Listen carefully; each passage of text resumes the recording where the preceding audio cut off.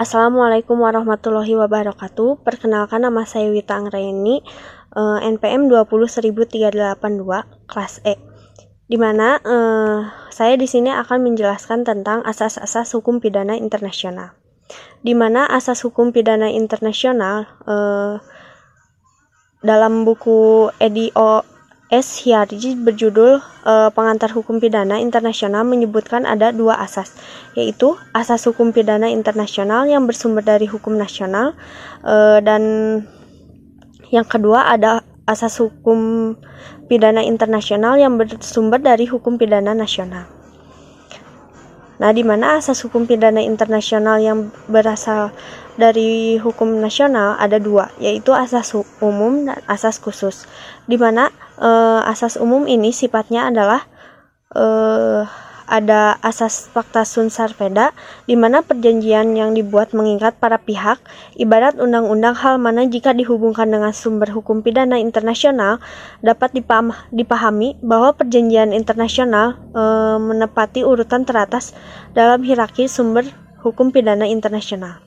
Yang kedua ada asas itikat baik atau good faith, salah satu prinsip yang fundamental dalam hukum internasional yang menyatakan bahwa semua kewajiban yang diemban oleh hukum internasional harus dilakukan dengan sebaik-baiknya. Yang ketiga ada asas civitas maxima, dan asas ini mengandung arti bahwa ada sistem hukum universal yang dianut oleh semua bangsa di dunia dan harus dihormati serta dilaksanakan.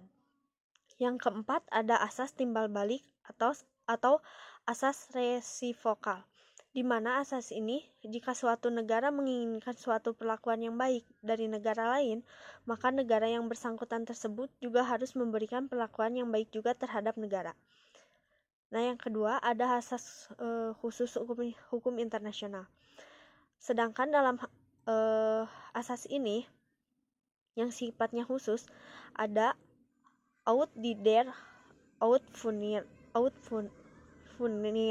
bahwa pelaku kejahatan internasional diadili menurut hukum di tempat ia melakukan kejahatan.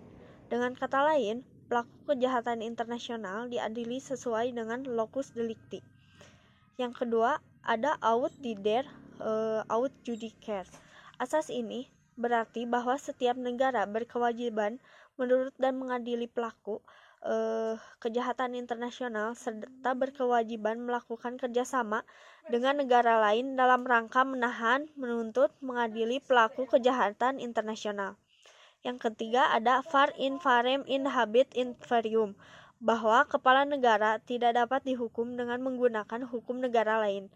Asas ini merupakan hak impunitas atau kekebalan dari seseorang kepala negara asing dalam hubungan internasional. Yang selanjutnya ada asas hukum pidana internasional yang bersumber dari hukum pidana nasional, di mana ada 4 asas, yaitu asas legalitas, asas teritorial, asas ne bis in idem, dan yang keempat ada asas-asas ekstradisi. Yang pertama kita bahas tentang asas legalitas, di mana asas ini bahwa tidak ada yang dapat dipidana berdasarkan hukum yang telah ditetapkan dan diundangkan sebelum delik tersebut diterapkan secara legal. Asas legalitas ini kemudian tercantum dalam kitab undang-undang hukum pidana di berbagai dunia. Yang kedua ada asas teritorial, di mana asas ini diartikan bahwa perundang-undangan hukum pidana suatu negara berlaku bagi semua orang yang melakukan perbuatan pidana di negara tersebut, baik oleh warga negara itu sendiri maupun warga negara asing. Yang ketiga ada asas ne bis in idem. Prinsip ini menyatakan seseorang tidak dapat dituntut lebih dari 1 kali di depan pengadilan atas perkara yang sama. Asas ini bertujuan untuk menjamin kepastian hukum dan melindungi hak asasi manusia dalam perkembangan selanjutnya, khususnya yang berkaitan dengan kejahatan-kejahatan serius terhadap komunitas masyarakat internasional. Asas ne bis idem ini dapat disesuaikan. Yang keempat ada asas-asas ekstradisi, di mana asas ini diartikan sebagai penyerahan seseorang, tersangka atau terdakwa, atau terpidana oleh negara di tempat mana orang tersebut berada kepada negara yang hendak mengadili orang yang diminta atau melaksanakan putusan pengadilan negara dari negara yang diminta. Sedangkan ekstradisi internasional adalah permintaan pemerintah suatu negara terhadap negara lain. Ketentuan perihal ekstradisi biasanya diatur dalam undang-undang masing-masing negara. Undang-undang tersebut kemudian ditindaklanjuti dengan perjanjian bilateral antara satu negara dengan negara lainnya. Sekian yang bisa saya bahas. Wassalamualaikum warahmatullahi wabarakatuh.